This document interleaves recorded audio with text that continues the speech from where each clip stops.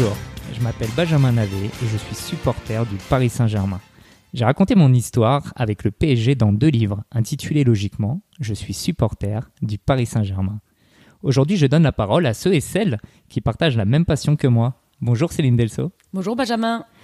Alors Céline, est-ce que tu peux te présenter en quelques mots ?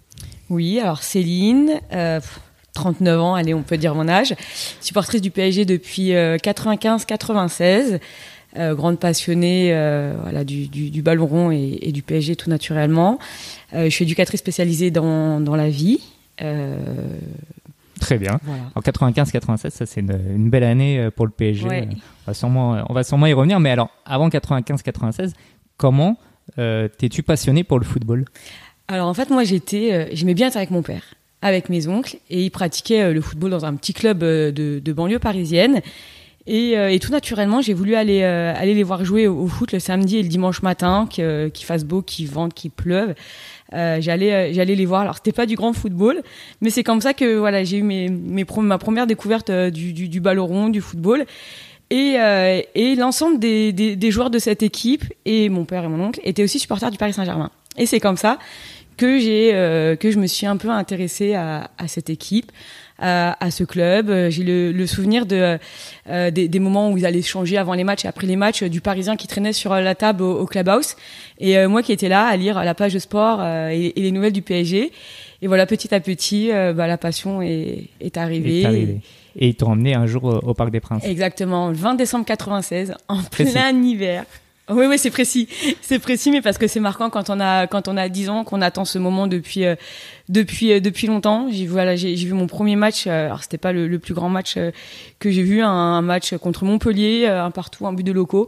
Mais pour moi, c'était une révélation en fait d'entrer dans cette tribune Auteuil, en plein milieu des Lutèce Falco à l'époque, avec mes yeux de petite fille écarquillés.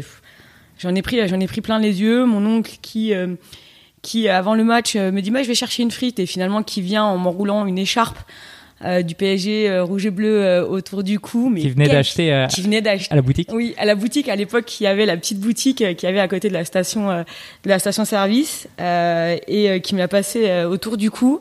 Et là je me suis dit ça y est, je fais partie de cette équipe de supporters en fait, et c'est quelque chose que j'avais attendu parce que en tant que fille, à l'époque, c'était pas très commun. Moi, ma mère, pour elle, c'était inconcevable d'avoir sa gamine de 10 ans qui aimait le football, et encore moins qui allait au Parc des Princes. Et d'aller voir ce premier match, on m'acceptait et je faisais partie, ça y est, de cette famille. Et le premier souvenir que j'ai d'un match comme ça qui m'a marqué à la télé, c'était PSG La Corogne en avril 96. Le match retour, on gagne 1-0. Et pareil, j'ai le souvenir de tous ces gars qui étaient chez ma grand-mère, pourquoi, je ne sais pas, mais qui encourageaient le PSG. Et moi, petite gamine au milieu de tous ces grands gaillards, qui me suis laissée emporter par le jeu et par la passion, et qui exultait au moment du but. Et je crois que c'était aussi le début d'une longue série de matchs. Et puis après la Corogne et avant ton premier match au Parc, il y a eu la finale de la Coupe d'Europe. La finale de la Coupe d'Europe, c'est un traumatisme pour moi, parce qu'en fait mon père a été voir le match avec donc tout un tas d'amis, des membres de la famille, et moi en fait ils allaient dans un bar, j'avais 10 ans et j'ai pas eu le droit d'y aller. Donc j'étais enfermée dans la chambre de mes parents à regarder le match sur une petite télé, et je me souviens, je pleurais parce que j'étais frustrée et je comprenais pas, mais aujourd'hui c'est une évidence, ils ont vécu leur finale de Coupe d'Europe en profitant et sans avoir un boulet derrière eux. Mais pour moi ça a été très frustrant parce que j'aurais voulu profiter, exulter avec eux, et ça m'a pas été permis. Après j'ai ce premier souvenir de coupe levée par Bernard Lama, et ça a été je crois ma première et vraie émotion de supportrice. Et donc PSG Montpellier au Parc des Princes, et donc là tu rentres directement dans le virage Auteuil, dans les Lutèce Falco. Pour une première fois, c'est quand même une sacrée expérience. Oui, j'ai de la chance. En plus c'était la belle époque, vraiment. C'était impressionnant, c'était vraiment impressionnant. Moi j'ai pas grande en plus, du haut de mon 1m50. De voir cette ambiance, cette ferveur, et en plus c'était le contraste entre le froid qu'il pouvait faire dehors et la chaleur du virage. C'était incroyable, et à ce moment-là je me suis dit mais je veux plus en repartir. T'as attrapé la fibre ultra tout de suite en fait. Ouais, complètement. Alors j'ai mis du temps avant de pouvoir la vivre pleinement, Mais ça m'a donné clairement envie d'y retourner et j'ai tanné régulièrement mon père pour aller voir les matchs. Alors malheureusement, on n'a pas pu aller en virage régulièrement. Mais c'est vrai que quand j'y étais justement, ces premières années, en fait, j'ai vécu ma passion en allant de temps en temps faire quelques matchs par saison en latéral. Et qu'est-ce que c'était frustrant. Parce qu'en fait, je crois que je passais plus de temps à regarder les deux virages. Et alors en plus, quand ils échangeaient et tout, enfin, c'était juste incroyable. Et je passais plus de temps à les regarder en fait qu'à regarder le terrain. Et un jour, je m'étais dit, mais c'est là que je veux être. Et alors, c'est arrivé quand ? Ça arrivait en 2006-2007. À l'époque, il y avait des forums, beaucoup de forums sur le PSG. Et en fait, j'avais plein d'amis qui étaient, copains dans les différentes tribunes. Et à l'époque, on se donnait les cartes abonnées comme on voulait. Et j'ai fait 2 saisons quasi complètes. Comme ça, en allant alors de Boulogne à Auteuil, en allant un peu en quart de virage aussi. Et j'ai quasiment fait des saisons en regardant pratiquement tous les matchs du PSG au parc. J'ai fait mes premiers déplacements aussi en 2007, c'était contre Sedan.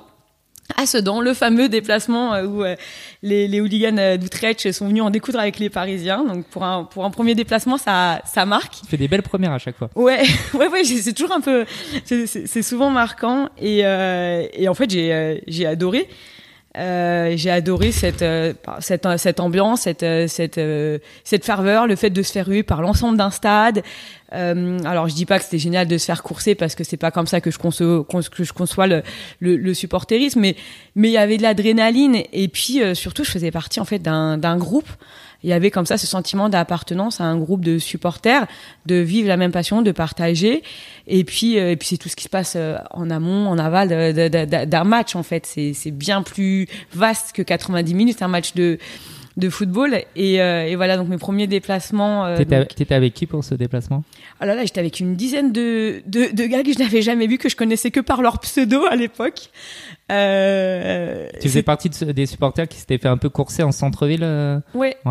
Et en fait, nous, on a trouvé refuge dans la boutique du club de Sedan. Ils ont baissé après les grilles et nous, on s'est retrouvés. Voilà, on est en train de boire un verre tranquillement et on a les RG qui arrivent et qui nous disent les Parisiens, courez, ça charge. On s'est retournés. Là, j'ai 2 mecs qui m'ont attrapé les mains et qui m'ont fait courir. Je crois que j'ai jamais aussi vite couru. Et voilà, on a été se réfugier dans la boutique. Après voilà, avec tout ce qui s'est passé pendant le match, un petit peu de chambrage, quelques heures ou quoi que ce soit, mais encore une fois une défaite. Enfin, à l'époque, il y avait plus de défaites. Oui, effectivement. En déplacement. Effectivement. Bon, même au parc, on en a eu, mais effectivement, c'était un super souvenir. Et je crois que 15 jours après, j'étais à Lens pour un autre déplacement en fait. Et donc à ce moment-là, t'es pas encore dans un groupe précis. Non, ça en fait j'ai jamais été. Donc je me suis abonnée en 2009. Enfin j'accède au Graal. Mais bon, l'année suivante, on a eu la joie de subir le plan Le Prou. Donc avec tout ce qui s'en est suivi, une année où en fait moi pour aller au Parc des Princes, parce qu'en fait j'ai pas réussi à arrêter, j'ai été très partagée comme beaucoup, mais j'arrivais enfin à accéder à cette tribune, au fait de pouvoir y aller régulièrement, et je pouvais pas voir en fait ce rêve être interrompu comme ça, donc j'ai continué à y aller. Moi à l'époque en tant que femme, j'avais juste à passer un coup de fil à la billetterie pour avoir des places gratuites. Donc j'ai fait découvrir aussi un peu cet environnement à des amis qui comprenaient pas ce que je faisais là-bas. Donc voilà, ça a été une année de transition et quand ils ont réouvert les abonnements, je me suis abonnée avec tout ce qu'il y avait à l'époque en aléatoire. Hein. J'ai beaucoup fait Boulogne et quand je crois en 2017, on a eu la possibilité de s'abonner et de choisir sa tribune, je suis retournée à Auteuil qui était le lieu de mes premiers amours. Avec après l'arrivée du Cup et là j'ai adhéré au collectif Ultra Paris. Au Cup à ce moment-là. Et alors, effectivement en 2010. Finalement, c'est ton essor dans le virage Auteuil qui s'arrête d'un coup, quoi. Ouais, complètement. J'ai eu l'impression qu'on m'a coupé les ailes, en fait, en plein vol. Les premières années, moi, j'avais pas pu non plus. Donc, dans les années 2000, je faisais du sport à côté, un peu de haut niveau. Donc, je pouvais pas m'abonner, faire mes matchs, de personnel de sport et d'aller. Donc, voilà, je profitais vraiment des cartes des uns et des autres. Et au moment où, enfin, voilà, je me dis, ça y est, je prends mon abonnement. Enfin, cette tribune, j'ai toujours regardé avec des grands yeux ouverts, écarquillés, les larmes aux yeux à chaque fois qui me donnaient des frissons. J'ai accédé enfin et finalement on vient me mettre un gros stop. Ça a été super difficile en fait pour moi. J'ai toujours cette frustration de pas avoir pu connaître encore plus. Alors j'ai eu la chance quand même de connaître cette ferveur qu'il pouvait y avoir à l'époque dans les années 90 et 2000. Mais même si aujourd'hui je suis satisfaite de ce que je peux vivre, c'est pas. Il y a quand même une frustration. Il y a un manque, une attente peut-être. Ou...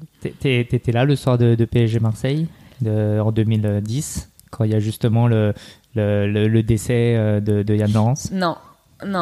Je sais pas, je sais plus où j'étais. Mais j'ai le souvenir d'avoir suivi tout ce qui se passait à ce moment-là.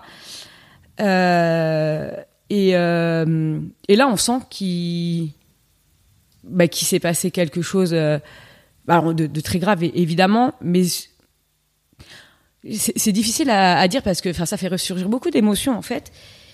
Mais pour moi, on sent qu'il va y avoir un point de non-retour. On sent que là, ce qui s'est passé, c'est pas acceptable.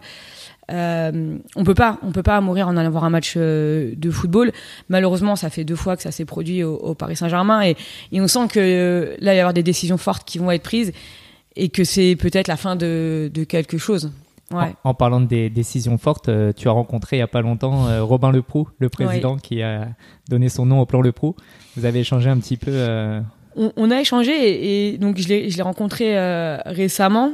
Mais il faut savoir que je l'avais rencontré aussi en 2010-2011. À l'époque, en fait, du plan, le PSG avait organisé une rencontre entre une dizaine de supporters et Robin Leproux. Et à l'époque, j'avais eu cette chance, en tout cas, de pouvoir le rencontrer, en échanger. Donc, lui expliquer qu'on n'est pas en accord avec cette décision. Et je l'ai encore dit il y a même pas 6 mois quand je l'ai rencontré. Il a pu en dire quelque chose, il a pu s'exprimer avec, je trouve, une certaine honnêteté. Alors effectivement qu'il y a des choses qu'on ne sait pas, qu'on ne saura jamais, mais j'avais trouvé assez honnête dans son discours. Et effectivement, quand il nous dit, quand il me dit en 2010-2011, j'ai plus la date exacte, mais je pense que c'était en 2010, et qu'il me dit, mais en fait, moi, quand je me retrouve à l'hôpital, que je suis avec les parents de Yann Laurence, et qu'on a un gamin qui est en train de décéder, moi, je peux pas ne pas réagir. Alors effectivement, moi, je me suis toujours dit, les pouvoirs publics, il instrumentalise ou quoi que ce soit. Mais c'est vrai que ce discours-là, moi, je peux pas rester insensible à des propos comme celui-là. Et oui, il y avait des choses à faire pour que le parc puisse redevenir aussi un endroit de fête, un endroit où on peut se rendre en famille en toute sécurité. Et il y avait quand même effectivement une ambiance qui était très délétère autour de la porte de Saint-Cloud, donc sans doute qu'il fallait faire quelque chose. Moi, je suis pas pour les punitions collectives, donc c'est vraiment quelque chose qui me débec. Mais qu'est-ce qu'on aurait pu faire d'autre ? Oui, en tant qu'éducatrice, moi, c'est tout ce que je prône pas. À un moment donné, la responsabilité individuelle est importante, et surtout, c'est qu'est-ce qu'on en fait, comment on se prémunit de ça, comment on empêche, comment on communique, comment on empêche des situations comme celle-ci d'arriver, de la prévention. Enfin, ça me semble important. Mais il s'était passé un drame et il fallait sans doute réagir. C'est ce que j'allais dire, tu étais plus dans la prévention que la répression. Ouais, moi c'est mon credo. Je trouve que c'est mieux quand ça se passe comme ça, en fait. On est d'accord. C'est quoi justement pour toi un supporter ? Un supporter. Alors moi, il y a toujours déjà la nuance entre le spectateur, le supporter, l'ultra, parce qu'en fait, on a des degrés de supporterisme qui sont différents, des degrés, d'implication. Qui sont aussi très différentes selon la catégorie dans laquelle on se situe. Le supporter, c'est pour moi quelqu'un déjà qui suit son équipe de façon régulière, quels que soient les résultats, indépendamment des résultats, qui la soutient. Alors je dis pas qu'à certains moments on n'est pas en droit de pouvoir aussi montrer son mécontentement et voilà, mais pour moi on se doit d'être là. On sait, les joueurs passent, les présidents passent. Mais nous, on se doit d'être là. Pour moi, on est le socle en fait du club parce que on a suivi comme ça toute cette histoire. On est aussi sans doute peut-être même un peu les garants, je trouve, de cette histoire. Donc un supporter, ouais, c'est celui qui représente fièrement les couleurs de son club, qui va le défendre coûte que coûte, avec un peu de mauvaise foi aussi, et qui est là pour encourager et donner de la voix pour mener son équipe le plus haut possible. Et un ultra alors? Un ultra, c'est quelqu'un qui est quand même davantage engagé dans le supporterisme, qui est peut-être un petit peu plus comment dire, je vais pas dire passionné, moi j'aime pas, on hiérarchise beaucoup, mais en tout cas c'est quelqu'un qui va faire davantage de déplacements. C'est quelqu'un qui va être présent dans l'organisation d'avant-match, d'après-match, les tifos, l'engagement qu'il met aussi dans l'animation d'une tribune, c'est-à-dire qu'on peut pas être ultra et ne pas chanter pendant 90 minutes. Pour moi, ça c'est inconcevable. Donc voilà, c'est quelqu'un qui vit sa passion avec peut-être un peu plus d'extrêmes. Alors même si les extrêmes ne sont jamais très bons, mais c'est quelqu'un qui est plus actif en tout cas qu'un supporter ou un spectateur. Et alors toi, tu te mets dans quelle case? Celle des ultras? Oui, parce que moi j'aime bien faire les déplacements, j'aime bien. Alors là, malheureusement, je suis blessée et je peux pas aller en permanence faire des tifos ou quoi que ce soit. Mais c'est vrai que moi, je pense être. Alors, on sait toujours la place des femmes dans les tribunes, c'est toujours un peu particulier, mais je pense et j'espère faire partie des supporters actifs qui donnent de la voix pendant. C'est même pas 90 minutes, c'est pendant 180 minutes parce que c'est 1 heure avant le match, c'est 1/2 heure après le match. C'est le match il commence à 21h à la télé, mais moi il commence déjà à 18h dans le bar d'à côté parce qu'on va voir les copains, on boit un verre en toute modération et on vit des moments communs. En fait, c'est du partage, c'est des rencontres. Et moi, c'est comme ça que je conçois ma vie de supportrice. En fait, c'est pas juste un match de football de 90 minutes, c'est vraiment tout ce qu'il y a autour. Et alors justement, aujourd'hui, tu l'as dit tout à l'heure, tu fais partie du collectif Ultra Paris. T'es dans un des groupes ou comment ça se passe? Non, il y a des groupes et puis il y a des supporters qui sont encartés Cup, mais sans appartenance à un groupe. Donc je fais partie de ce groupe-là qui n'en est pas un finalement. Donc tu fais partie du collectif Ultra Paris, mais pas d'un des sous-groupes entre guillemets. Exactement. Tu participes activement à la vie de la tribune et aux déplacements. J'essaye. Je suis un peu limitée et empêchée en ce moment, et c'est ce qui est très frustrant quand on aime le football et qu'on aime le Paris Saint-Germain. Je crois que c'est ce qui est le plus difficile pour moi depuis 2 ans. Mais ouais, j'aime ça. Je me hâte de tous les déplacements qu'on peut faire. Je me hâte même d'aller voir un match de handball parce qu'aujourd'hui les ultras sont aussi au handball. J'aime cette ambiance-là et tout ce qui se passe autour du match. Alors, plusieurs choses que tu viens de dire, mais donc effectivement au niveau de déplacement, tu fais les déplacements en Europe, mais en France aussi. Alors, oui. Tu as un petit peu de problèmes de santé ces derniers temps, mais on va dire en général. Alors, si je pouvais, je ferais tous les déplacements en France et en Europe. Non, après il y a une réalité qui est déjà c'est une réalité financière, mais qui est une réalité aujourd'hui physique. Pour moi, je peux pas me permettre de faire les déplacements comme je le voudrais.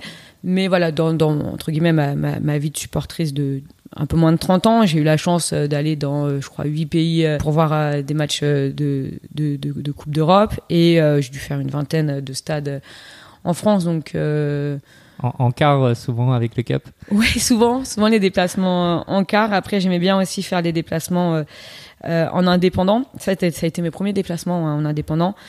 Et ça m'est arrivé encore aujourd'hui parce que quand on va avoir notamment un match à l'étranger ou même en France, moi je trouve ça aussi assez chouette d'aller découvrir l'environnement qu'il peut y avoir dans la ville dans laquelle on va jouer.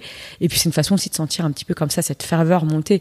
C'est-à-dire que quand je suis partie à Lisbonne, à Dortmund ou en Espagne, moi j'aime arriver la veille, l'avant-veille en fait pour sentir comme ça un petit peu cette atmosphère, aller traîner dans la ville fière avec mon maillot, mon t-shirt du PSG, parce que c'est l'occasion de pouvoir rencontrer d'autres gens, d'échanger, de chambrer, de passer des beaux moments de vie en fait, vraiment, et de faire des belles rencontres. Pas trop difficile pour une fille d'être dans le mouvement ultra? Je pense qu'aujourd'hui c'est plus facile que ça ne l'a été par le passé. Moi, quand j'ai été voir même mon premier match sans être ultra, on me regardait un peu bizarrement. On était des espèces rares. Aujourd'hui, je pense qu'il y a quand même beaucoup de femmes. Alors soit qui s'assument, soit c'est devenu peut-être presque un effet de mode. Même si moi j'aime pas en fait. J'aime bien quand les choses elles nous viennent du cœur et pas parce que c'est très instagrammable. Mais non, on est plutôt bien accepté. Et j'ai envie de dire, je crois qu'aujourd'hui quand je vais voir un match et que j'ai mes béquilles ou quoi que ce soit, voilà, je vais pas dire que j'attire le respect, mais c'est vrai qu'on me fait souvent la remarque de me dire ah oui, quand même. Et je pense que là, ça marque un petit peu les gens. Puis quand on nous voit, indépendamment de ça, régulièrement encouragés pendant 90 minutes, que ça soit au Parc des Princes ou en déplacement, c'est naturellement le respect s'impose. Après, on le sait aussi, hein, les filles dans les groupes ou quoi que ce soit, c'est toujours un peu plus difficile. Mais moi, en tout cas, la condition qui est la mienne aujourd'hui, elle me satisfait bien. Dans l'écart, tu te sens à ta place. Ouais, je me sens à ma place. On n'a jamais eu, alors peut-être un peu de chambrage, mais comme on peut avoir, mais rien de méchant, et ça a toujours été assez respectueux. Et je pense qu'il y a même plus de respect à l'égard des femmes qu'entre les mecs. Alors tu fais partie du CUP également, CUP Solidarité. Oui. Ça, c'est quelque chose qui est important pour toi. Oui, c'est une association qui composée d'ultras qui œuvrent dans un but caritatif, qui effectue notamment des maraudes tous les jeudis soirs dans différents lieux de Paris, qui distribue, je crois, entre 300 et 350 repas, qui effectue des actions dans des hôpitaux auprès d'enfants malades, qui font des dictées solidaires. Enfin, il y a tout un tas comme ça d'actions qui sont organisées par le CUP Solidarité, et moi ça me tient à cœur de pouvoir apporter ma petite contribution, donc là encore un peu limitée, mais de pouvoir en tout cas relayer les actions de ces derniers, de pouvoir à mon niveau y participer, parce que on stigmatise bien trop souvent, je crois, les ultras, parce que l'amalgame est souvent fait, ultra, hooligan, ou même supporters de foot sont pas très malins, les supporters de foot sont bêtes. Enfin, moi je l'ai entendu et je le réentendrai, je pense, encore très longtemps. Et comme quoi, ces actions-là, elles montrent aussi que les supporters de foot, ils sont capables de bien belles choses au quotidien, et ça me semble important d'y contribuer, et puis surtout de les mettre en lumière, parce qu'il y a des gens très impliqués dans ces Et si d'ailleurs nos auditeurs veulent s'impliquer, ils peuvent le faire, même s'ils font pas vraiment partie du CUP. D'ailleurs, c'est possible aussi. Oui, tout à fait, c'est possible. Il y a des dons qui peuvent être possibles. Il y a l'achat de matériel aussi qui permet de pouvoir contribuer justement à la réalisation de toutes ces actions, de pouvoir financer les repas, parce que on se rend pas compte, hein, de tout ce que ça engendre. Régulièrement, il y a des appels qui sont faits pour essayer de récupérer même des vêtements, des baskets. Donc allez suivre les réseaux sociaux du CUP Solidarité. Je vous assure que c'est une belle cause. Et alors, comme tu l'as dit tout à l'heure, il n'y a pas que le foot qui t'intéresse, le football. Il y a le handball également. T'as joué, je crois, au hand. Oui, effectivement, j'ai joué une bonne quinzaine d'années au handball. Et c'est pour mon plus grand plaisir que j'ai vu l'arrivée des ultras aussi au soutenir le Paris Saint-Germain handball. Donc j'ai allié deux passions en fait en une. Donc c'est assez chouette parce que c'est une ambiance très particulière, Coubertin en fait. Alors l'ambiance du Parc des Princes c'est juste indescriptible, et c'est magnifique. Mais Coubertin, il y a une résonance particulière qui se dégage de ce gymnase, et puis forcément l'acoustique, on est dans un vase clos comme ça, on entend les contacts avec les joueurs, on entend le bruit de ce ballon, de la résine. Enfin moi c'est vraiment des choses, c'est deux passions là que j'arrive à allier, et c'est vraiment très chouette. On a vécu alors cette saison décevante, hein, on va pas se mentir, avec une élimination en Ligue des Champions. Mais il y a 2 ans, notamment, il y a eu le Final Four à Cologne, où en tant qu'ultra, on a eu la chance de pouvoir être conviés, enfin de participer. Et ça a été une expérience assez dingue, parce que moi, en tant que handballeuse, le Final Four, je le regardais toujours avec beaucoup d'envie, et de voir le PSG là-bas, de pouvoir y participer, c'était génial, même si voilà, le résultat n'a pas été celui escompté. C'était une expérience vraiment incroyable, et quand on aime le sport en général, même si on n'est pas, je pense que sans être vraiment un fervent supporter de handball ou quoi que ce soit, je pense que ça vaut le coup d'aller jeter un œil comme ça sur un match. Alors s'il y a le cup, déjà le hand c'est chouette, mais s'il y a le cup, vous verrez, c'est quand même un beau moment qu'on passe, et on le voit, toutes les personnes qui y vont sans être forcément des handballeurs ou des gens un peu aguerris. C'est souvent une belle découverte, vraiment. Et une forte proximité avec les joueurs, ouais. Plus qu'au foot. C'est ce que j'allais dire, c'est ce qui fait aussi un petit peu la différence, c'est ce qui fait du bien.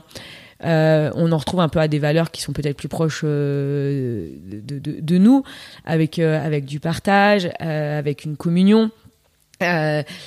les joueurs qui prennent le temps de saluer les supporters, de les remercier, même quand il y a une défaite, et on sait que c'est difficile. Enfin, moi, j'imagine que quand on perd, quand on vient de se faire éliminer en Ligue des Champions, de rester 5 minutes devant les ultras, ça doit pas être évident, mais il y a ce respect-là, en tout cas, qui est présent, et j'ai l'impression qu'ils en font presque un devoir. Et ça fait du bien. Et c'est vrai que c'est pas toujours le cas, parce qu'au foot, des fois, on est là à quémander comme ça des applaudissements ou quoi que ce soit, qui viennent nous voir juste pour qu'on les encourage. C'est pas toujours le cas. Au hand, non, il y a vraiment ce respect-là qui est très prégnant, et ça j'apprécie, c'est des belles valeurs aussi. Alors justement, tu parles de valeurs, on a parlé de football, de handball, on a parlé de la famille, on a parlé de la solidarité. C'est quoi le Paris Saint-Germain? C'est toute ma vie. Le Paris Saint-Germain, ça rythme ma vie, parce que en fait j'organise mon quotidien en fonction du club, en fonction des matchs. C'est-à-dire que quand je veux partir en week-end, je vais regarder s'il y a un match au parc ou s'il n'y a pas un déplacement que je veux faire. Le Paris Saint-Germain, c'est des émotions.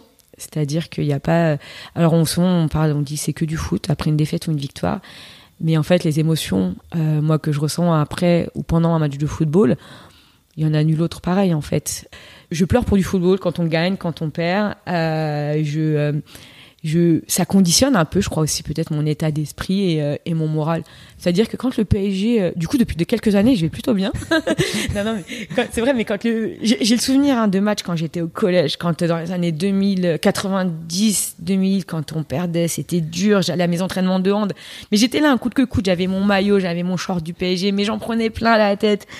Et forcément, ça nous impacte. Et aujourd'hui, c'est chouette quand même quand on parle du PSG, parce que ça se passe plutôt bien. Et puis quand on va loin dans une compétition dans la saison, c'est d'autres perspectives à voir. Là, on se réjouit des perspectives qui peut y avoir. Alors, on enregistre, le match d'Arsenal n'est pas encore passé, mais je me réjouis de pouvoir vivre ces matchs. Je me languis d'une éventuelle finale, je me languis d'aller même en finale de Coupe de France, parce que il faut savoir le savourer, ça aussi. C'est-à-dire qu'il y a quelques années, une finale, ça sauvait notre saison. Donc je pense qu'il faut savoir savourer aussi ces moments-là.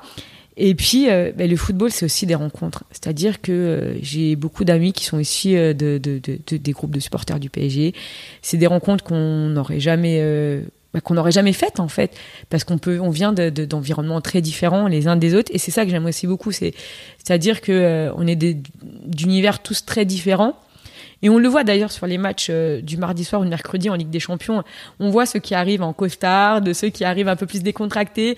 Et du coup, moi, je trouve que ça me fait toujours un peu sourire, parce que je vois on a des univers un peu différents, même si l'habit ne fait pas le moine, bien évidemment, mais ça change des matchs le week-end. Et en fait, sans ça, on n'aurait jamais bu un verre tous ensemble, on se serait jamais sauté dans les bras les uns des autres. Tu le connais pas, ton voisin d'à côté, mais si tu marques un but, c'est pas grave. C'est comme si tu l'avais connu toute ta vie, tu l'enlaces comme ton meilleur pote.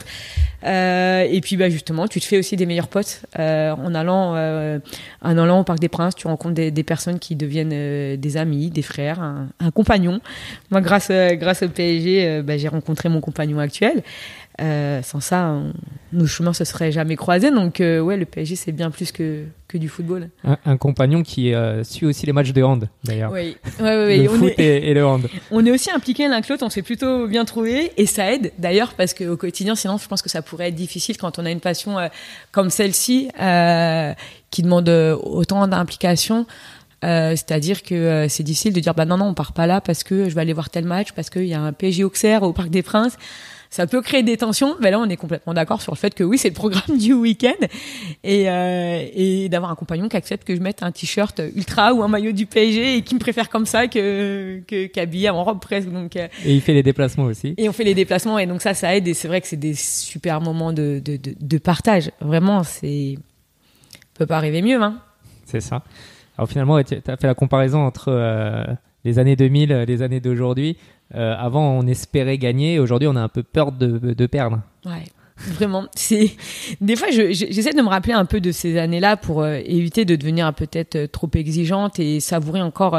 Aujourd'hui, savourer une demi-finale de Ligue des Champions, c'est beau.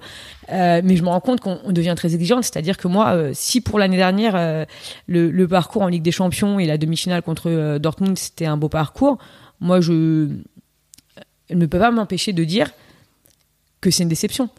parce que pour moi, on aurait dû être en capacité de gagner cette double confrontation et d'aller en finale. En plus, c'était à Wembley, enfin, ça faisait rêver clairement tout le monde, et ça a été une déception, et peut-être qu'on est trop difficile, mais je crois que c'est aussi c'est peut-être Luis Enrique qui nous donne envie d'y croire, en fait, et de se dire que cette fois-ci, c'est peut-être la bonne, que cette fois-ci, on a les qualités pour aller au bout.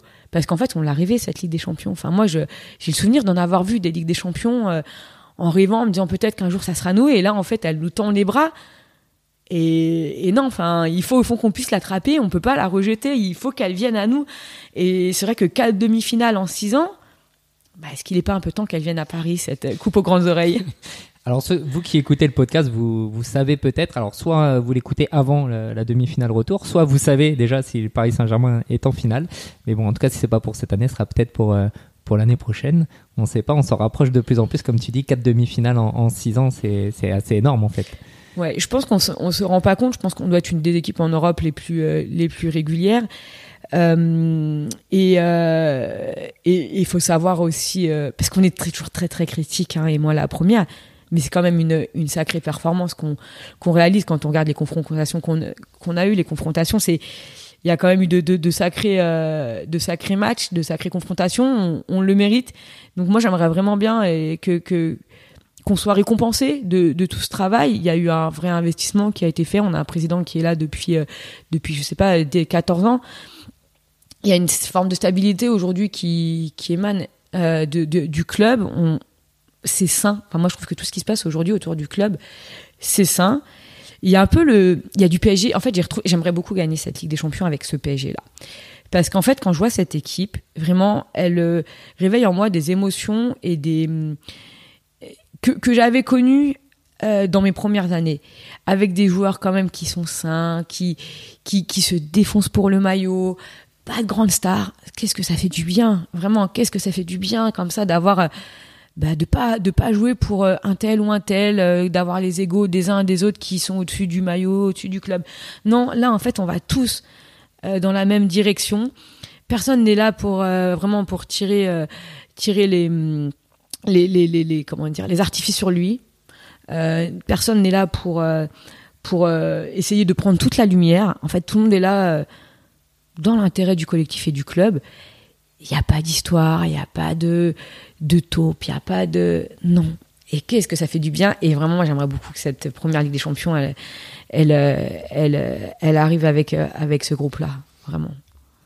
La seule histoire, finalement, un peu de la saison, c'est de savoir si le PSG va ou pas rester au Parc des Princes. Ouais.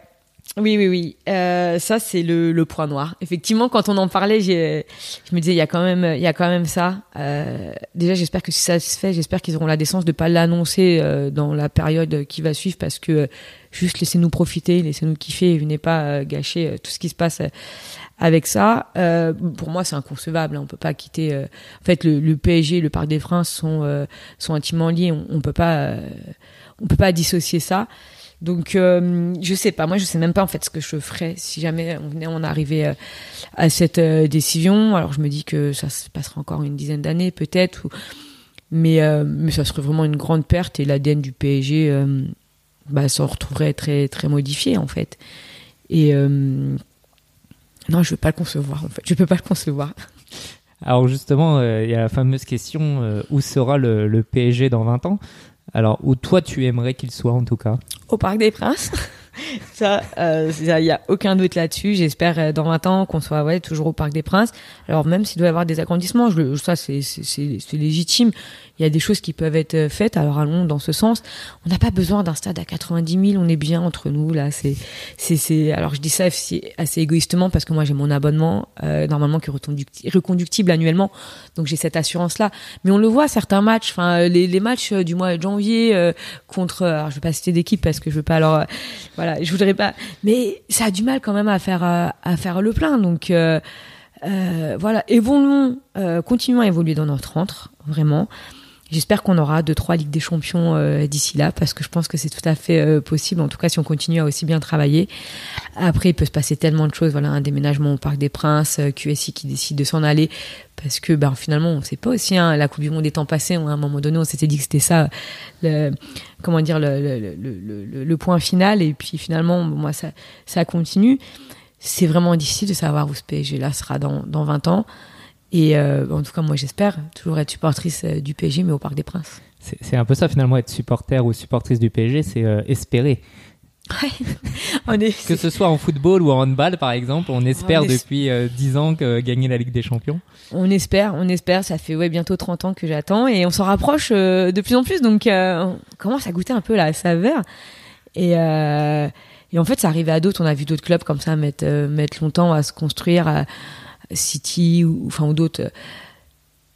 Le football a changé, je trouve, en fait. Aujourd'hui, il y en a marre de voir toutes ces mêmes équipes truster comme ça, les Ligues des Champions, les Real, les Barcelone, les Bayern, un peu de renouveau. Et aujourd'hui, on voit d'autres équipes comme ça un peu émerger, et notamment nous. Donc, allons-y, on en est tout à fait capable. Alors, tu es finalement quelqu'un qui est assez habitué des micros. Oui. Tu as, après 2010, je crois, participé de près ou de loin, tu vas nous dire, à une émission qui s'appelait Tribune 100% Supporters. Exactement. Qui est le bébé de Bruno Salomon. Il avait sa tribune et il avait à cœur de donner la parole aux supporters. Et en fait, j'ai eu la chance de participer quasiment toutes les semaines, en fait, à cette émission qui était donc constitué toujours de 3, 4 supporters d'origines diverses et variées, et notamment James. Voilà, je tenais à avoir un mot pour lui, parce que du coup, ça m'a permis de rencontrer ce grand bonhomme à qui on doit beaucoup aujourd'hui au niveau des tribunes. Il y avait Michel Collard aussi qui participait à cette émission, et on rencontrait comme ça des anciens joueurs, des anciens entraîneurs, des anciens dirigeants, ou même des artistes, des people qui étaient plutôt fans du PSG, et ça a été des rencontres assez incroyables, des échanges. C'est-à-dire que moi, les joueurs que je voyais, que j'allais voir quand j'avais 10-12 ans, avec mes yeux de petite fille et plein de rêves, plein les yeux, et aujourd'hui je les rencontrés, j'ai eu l'occasion de pouvoir revenir sur leur carrière, sur le PSG de l'époque.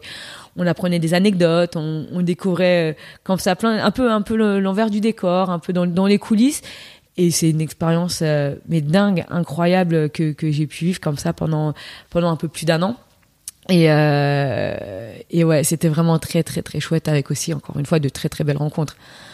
Et aujourd'hui, tu continues à aller de temps en temps à la radio, à France Bleu. Alors aujourd'hui, ici Paris, avec Pia Clément notamment dans 100% PSG. Exactement. Pia, qui était justement une des supportrices qui faisait partie de la team 100% supporters, a repris quelques années plus tard une émission, là encore, où elle débriefe l'actualité du PSG. Alors j'ai la chance qu'elle m'invite assez régulièrement aux émissions. Elle fait venir des anciens joueurs aussi, parfois. J'ai quand même eu la chance de pouvoir rencontrer Ginola, Rocheteau, Leproux. Donc Robin Leproux, c'est comme ça que j'ai pu le revoir aussi. Donc non, c'est une expérience folle, parce que ça me permet vraiment de vivre ma passion de supporter un peu autrement. Enfin, moi, j'ai l'impression d'avoir quand même beaucoup de chance dans cette vie de supportrice, parce que je me contente pas d'aller juste en tribune. J'ai la chance d'avoir côtoyé des anciens joueurs, enfin Laurent Fournier, Rabé, mais c'est juste fou, parce qu'en fait, c'est quand j'étais voir mon premier match en 96, c'est eux qui étaient sur le terrain, et aujourd'hui de pouvoir échanger avec eux, de les côtoyer, de pouvoir même au quotidien via les réseaux discuter, c'est une chance incroyable. Et puis moi, j'ai envie de dire, je suis qui en fait pour parler du PSG? Je suis personne, je suis pas journaliste, je suis juste une passionnée. Donc d'avoir la chance de pouvoir m'exprimer comme ça, c'est très chouette. Je suis assez chanceuse vraiment, parce que j'ai l'impression de la vivre vraiment pleinement, cette passion et cette vie de supportrice. Sympa, David Ginola. Ouais, très sympa. J'en garde un très bon souvenir. Très très sympa. Et alors, il y a pas longtemps, t'as regardé, je crois, le match Liverpool-PSG en studio, justement, ici Paris avec Pia Clément notamment et il y avait peut-être Rabé aussi. Il y avait Rabé. Et à la fin du match, il y a des petites larmes qui sont tombées. Pia, je crois, non? Oui, mais je pense qu'on pleurait un peu tous et toutes. Mais c'était un match aussi dingue, en fait. Alors moi, il y avait déjà beaucoup de frustration, c'est de pas pouvoir y être. Mais bon, la santé avant tout. Donc c'était difficile. Mon compagnon était là-bas, mes amis étaient là-bas. Donc il y avait comme ça quelque chose de très frustrant. Alors je vais pas être égoïste, hein, j'étais ravie pour eux, mais passer cette frustration, le déroulement du match, parce qu'enfin on avait fait un match aller qui était juste incroyable, et c'est de se dire mais comment on peut partir avec un but de retard, est-ce qu'on va réussir, enfin ça aurait été tellement injuste vraiment de sortir. Et donc on a vécu ce match comme ça en studio dans une ambiance géniale. Et donc avec Rabé, donc c'est chouette aussi d'avoir comme ça un regard de professionnel pour nous aiguiller, pour nous rassurer aussi souvent sur les qualités de Paris et notre capacité à pouvoir renverser la situation. Et il y avait mon papa aussi, du coup qui m'a accompagné, et de pouvoir vivre ça avec lui, avec les copains, Amric, Pia, c'était génial en fait, parce que c'est du partage, parce que c'est des émotions, et en fait moi c'est tout ce qui nous fait vivre, c'est tout ce qui nous fait vibrer. C'est ça le football. C'est ça le football, c'est ça le PSG, c'est exactement ça. Alors pour ceux qui n'avaient pas reconnu Rabé, c'est Eric Rabé-Sandratana, bien sûr, ancien capitaine du Paris Saint-Germain. Mais on est intime maintenant, donc je l'appelle Rabé. C'est ça, qui un jour a éternué sur un Italien avec le maillot de Marseille qui était tombé dans la surface, mais c'est une autre histoire. Ouais, c'est encore un stigmate, ça. Il y a des plaies comme ça, on a des plaies. Aujourd'hui, on sourit beaucoup, mais on a beaucoup de plaies à penser comme ça, de situations qu'on a connues à l'époque assez injustes. Enfin, c'est cette faute de Ravanelli, pour ne pas les citer, les IEPS, et puis les traîtrises de certains de nos joueurs aussi qu'on n'a toujours pas digéré. C'est ça aussi, il y a encore, c'est encore un peu à vif, hein, tout ça.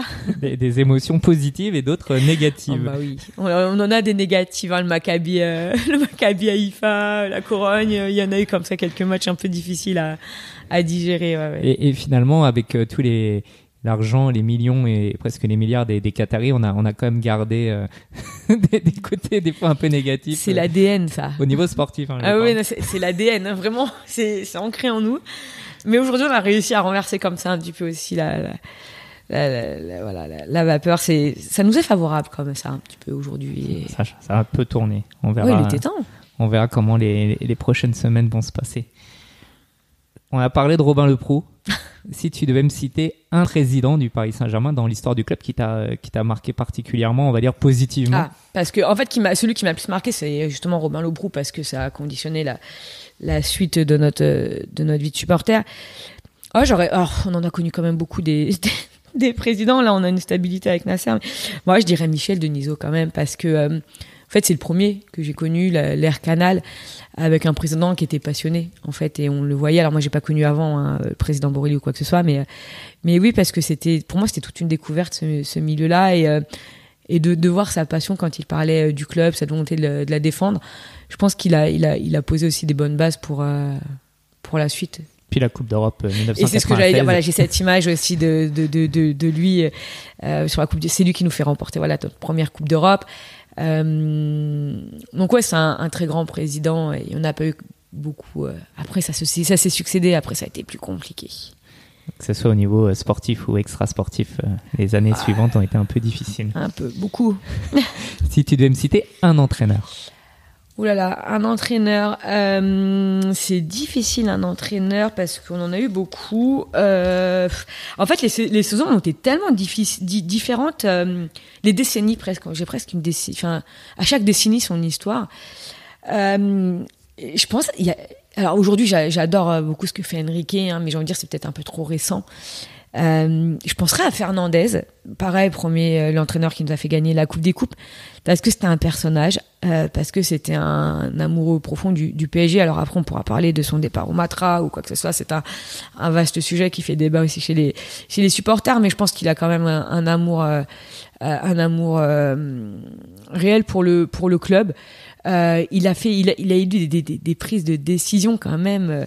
Alors, je sais pas si à la fois c'était courageux ou profondément stupide certaines de ses décisions. On pense notamment quand il met Ronny sur le banc, quoi que ce soit. Mais moi, j'aime comme ça aussi quand on a des entraîneurs qui ont le courage un peu de leurs actes, de leurs décisions, qui ont des valeurs et qui sont capables de prendre de faire des choix qui sont peut-être à contre-courant, mais qui sont dans l'intérêt de l'équipe. Alors sportive, extra-sportive, voilà. Mais j'aimais beaucoup. Et puis moi, ces célébrations quand on marque comme ça et qui va danser la samba sur la place du Vélodrome. Exactement. Enfin ça, rien que pour cette image, je pense que Louis c'est l'un des plus grands. C'est. Effectivement, et puis c'est un homme de micro aussi maintenant sur Beansport. Je sais pas s'il est toujours là-bas d'ailleurs, mais je crois. Je l'ai vu récemment. Je sais plus sur quelle chaîne parce qu'il y en a trop maintenant, mais ça devait être sur Bein. Si tu devais me citer un joueur. Oh là là, c'est difficile, il y a eu tellement de saisons. En fait, j'ai envie de dire, mon premier coup de cœur le premier coup de cœur que j'ai eu pour un joueur, c'était Laurent Robert. Alors, je suis gauchère, donc forcément, moi, j'ai une sensibilité particulière pour les joueurs gauchers. Mais sa patte gauche, comme ça, ses corners, c'était beau, c'était un vrai beau football. Il était élégant, il a petit gabarit, mais... Et en fait, c'est quand il est parti et qu'il a signé à Newcastle, je crois que c'est le premier joueur pour lequel j'ai pleuré, en fait. Et je ne comprenais pas. Et j'ai découvert justement ce qu'était le milieu du football à travers ce premier transfert. Parce que c'était le début pour moi. Donc, un joueur, il était là, il restait. Et j'ai découvert qu'en fait, le football, c'était pas tout rose comme ça. Donc, je crois que mon premier coup de cœur, ça a été Robert. Après, évidemment, qu'on peut citer Ronaldinho parce que qu'est-ce que c'était beau avoir joué vraiment, enfin, un champion du monde brésilien qui est chez nous. C'était juste incroyable. C'était quand même pas notre plus belle époque. Après, forcément, que depuis QSI, il y en a eu tellement. J'adorais Marco Verratti, un Mota, un Maxwell. J'ai quand même envie de citer Marquinhos. Parce que Marquinhos, il est quand même chez nous. Il est arrivé chez nous, c'était un gamin. Ça fait 14 ans qu'il est là. Alors, même s'il n'a pas tout à fait été formé par le PSG, moi, des histoires à la Totti, à la Steven Gerrard, je trouve ça beau. Et de voir un joueur qui a quand même l'opportunité d'aller dans les plus grands clubs, rester chez nous, aimer autant le club que la ville, le crier sur tous les toits, ça fait du bien. Et j'aime me reconnaître en ce joueur. Alors, avec ses qualités, avec ses défauts, avec ses failles. Mais du coup, c'est ce qui le rend aussi humain et c'est ce qui le rend si attachant. Ça fait beaucoup de Brésiliens dans les joueurs que tu m'as cités. Ouais. Sachant que Mota, on va dire, il est brésilien et italien, mais à la base brésilien. Oui, et puis on aurait pu citer Rai aussi, que j'ai eu la chance de rencontrer. Quel souvenir. Allez, oui, mais... raconte. Non, ok.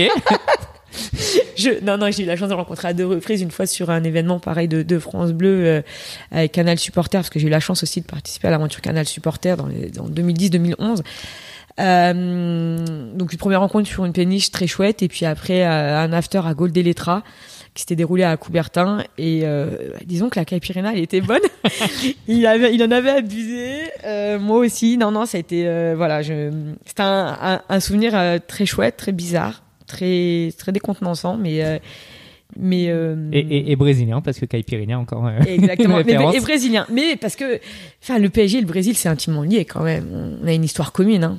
Donc on ne peut pas faire l'impasse. Puis les Brésiliens, c'est des joueurs de football, qu'on peut être que sous le charme. C'est souvent des gars assez sympas finalement. Oui. En tout cas, en apparence, sympa.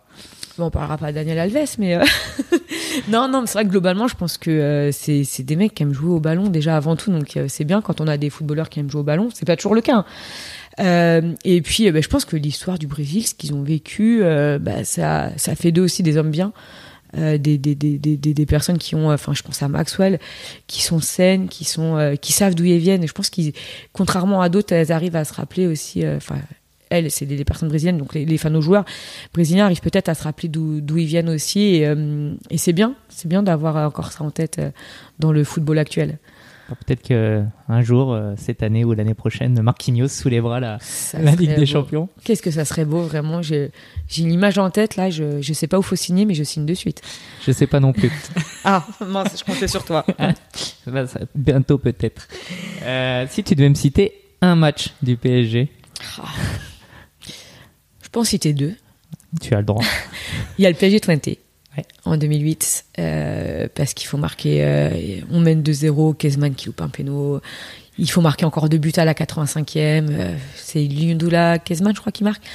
Une ambiance folle. Vraiment, la tribune qui vibre, l'ambiance comme... Il n'y en a pas eu beaucoup, des ambiances comme celle-ci. C'est l'une des dernières grandes.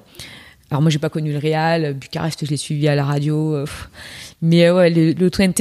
Et après, en termes d'émotion, le PSG-Chelsea quand même de 2015 avec ce 2-2, ces buts de Thiago Silva et de David Luiz. En termes vraiment d'émotion, celui-là, il est quand même assez incroyable.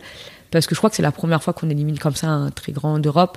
Et j'ai l'impression que voilà, c'est le début. On entre dans la cour des grands, on gagne comme ça un peu le respect des autres. Donc c'est un match en termes d'émotion qui était assez fou. Ouais. T'étais à Stamford Bridge? Non, je venais de me faire opérer du poignet. J'étais bloquée à la maison. Pareil. Non, mais en fait, quand je fais des déplacements européens, je ne porte pas souvent chance. Hein. Et quand tu les fais pas, par contre, ça marche. Ça a l'air de marcher pas mal. Alors justement, si tu devais me citer un déplacement qui t'a particulièrement marqué pour le sportif ou l'extra sportif. Bon, si j'ai le droit de l'extra sportif. Il y a le PSG 3 de 2023 où le PSG a décidé d'interdire les supporters du Cup d'accéder en tribune. Il y avait eu quelques tensions et il n'y a aucune interdiction de déplacement de la préfecture, mais le PSG avait annulé les billets de ses supporters et déterminés. Nous, les ultra supporters, on est déterminés, on décide d'y aller, d'essayer de faire valoir notre droit, en fait, notre liberté. Donc on prévoit d'y aller, mais il faut savoir qu'en fait, c'est quelques jours après le décès d'un de mes amis de tribune, enfin de mon pote de tribune, Polo, avec qui je devais aller faire ce match. Donc c'était un contexte particulier, je savais pas si je devais y aller ou pas. Et puis je me dis, mais lui, il aurait voulu quoi? Donc j'y suis allée, et en fait... durant ce déplacement, le car, alors c'est pas très long, mais on met comme 2 heures, 3 heures, je sais plus. Toute la notion de groupe, de collectif, elle a ressurgi dans ce déplacement. Il y a une bienveillance juste incroyable, un soutien des potes incroyable, dans un moment qui était difficile. Et cette volonté aussi de pouvoir continuer à me faire vivre cette passion, parce que je me dis que ça aurait pu s'arrêter là, en fait. Ça aurait pu être difficile de continuer quand t'as perdu ton pote de tribune qui était toujours à côté de toi. Et il y a eu vraiment le responsable de mon groupe avait fait une banderole en son hommage qu'on voulait déployer et qu'on n'aura malheureusement pas l'occasion de déployer, mais il y a eu comme ça en fait tout un esprit de solidarité, de bienveillance qui allait au-delà du sportif. Après, alors c'était des chants, c'était des pleurs, c'était tout plein d'émotions, et en fait je trouve que pour moi ça représente toute la vie en fait. On a ce moment où on est devant le stade de l'Aube, où on essaye de chanter, de négocier avec la préfecture pour essayer d'entrer ou quoi que ce soit. On a les supporters adverses et les supporters qui étaient en parkage qui viennent, qui essaient de nous soutenir, qui, encore une fois, de la solidarité qui émerge à ce moment-là. Au final, on décide qu'on nous laissera pas rentrer. Mais c'est aussi ce déplacement dans lequel je rencontre mon compagnon actuel. Donc c'est vrai qu'on est un peu, finalement, c'est un déplacement où on n'a pas vu de match. On a suivi le score à la radio. Mais en fait, je trouve que ça met en exergue tout ce qu'est le football. Alors qu'il n'y a même pas de football ici, mais tout ce qu'est le Paris Saint-Germain et tout ce qu'est une vie de supporter. Avec ses bons, ses mauvais moments, ses rencontres. Et donc forcément, ouais, moi, c'est le déplacement qui m'a le plus marqué parce que c'est le déplacement d'une vie, en fait. Et ouais. C'est vrai. Le football et le PSG, c'est la vie et c'est la famille. C'est exactement. Une grande famille. C'est une très grande famille, vraiment, sur laquelle on peut compter. Ça, c'est important, très loin des stéréotypes qu'on en fait. Et oui, ça montre que le PSG, c'est viscéral. C'est viscéral. Alors, après ces instants un peu émotion, si tu avais un mot de la fin. Un mot de la fin. Ou plusieurs mots de la fin. Oui, non. Après, en déplacement aussi, j'ai quand même sur un moment plutôt positif, Vas-y. le Dortmund. Oui. Le Dortmund de 2020. Alors, on perd 2-1, mais on sait qu'on peut faire quelque chose au match retour. Mais cette ambiance, vraiment, qu'on a vécue, on l'a éteint, ce mur jaune. Enfin, il y avait, tu y étais, on s'est croisés. Cette ambiance vraiment, c'était incroyable. Vraiment, c'était incroyable. Et on a gagné le respect, je crois, sur ce match aussi des supporters de l'Europe. Alors, on sait qu'il y a toujours eu comme ça, le PSG a toujours été quand même respecté, les parkages. Mais je crois que sur ce match-là, on a quand même fait une démonstration qui était assez impressionnante. Et on sait qu'après, on a été privé de tribune pendant 18 mois, je crois. Parce que c'était le match juste avant le confinement. Exactement. Et du coup, pour moi, c'est très marquant parce que il y a eu ce déplacement-là qui était juste incroyable. Donc, avec tout ce qu'il y avait d'avant, d'après. Enfin, voilà, on l'a dit, un déplacement, c'est pas un match de foot de 90 minutes, c'est 3 jours. Même plus parce qu'il y a toute l'exaltation quand on le prépare. Et en fait, après, on a été privé de tribune pendant 18 mois.